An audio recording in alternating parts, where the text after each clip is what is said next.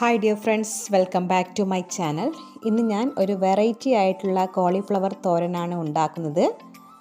ആദ്യം ഈ കോളിഫ്ലവർ കുറച്ച് മഞ്ഞളും വിനീഗറും ഉപ്പും ചേർത്ത വെള്ളത്തിൽ ഒരു അരമണിക്കൂർ നേരം ഇട്ട് വയ്ക്കാം.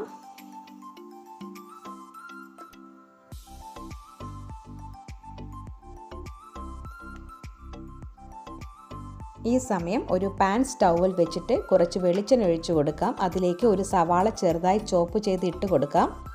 ഇനി ഇതിലേക്ക് പച്ചമുളക്, വെളുത്തുള്ളി ചതച്ചത് കൂടി ഇട്ട് കൊടുത്ത് നന്നായിട്ട് വഴറ്റി കൊടുക്കാം. ഇനി ഇതിലേക്ക് ഒരു 1/4 സ്പൂൺ മഞ്ഞൾപ്പൊടി, 1 സ്പൂൺ മീറ്റ് മസാല എന്നിവ കൂടി ചേർത്ത് കൊടുക്കാം. കോളിഫ്ലവർ നന്നായി ചെറുതായി ചോപ്പ് ചെയ്തെടുത്തിട്ടുണ്ട്. അത് ഇതിലേക്ക് ഇട്ട് കൊടുക്കാം. ഇനി എല്ലാം കൂടി നന്നായിട്ടൊന്ന് ഇളക്കി യോജിപ്പിക്കാം.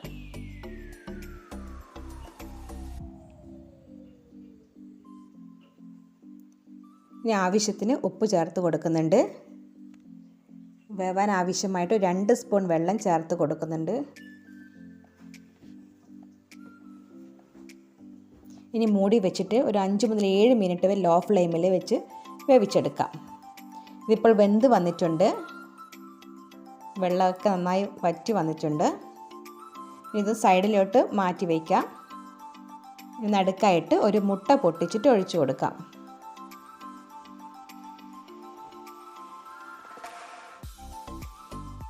ഇനി മുട്ടയ്ക്ക് ആവശ്യമായ ഉപ്പും കൂടി ചേർത്ത് കൊടുക്കുന്നുണ്ട്. ഇതെല്ലാം കൂടി ഒരുമിച്ചിട്ട് ഒന്ന് മിക്സ് ചെയ്തെടുക്കാം.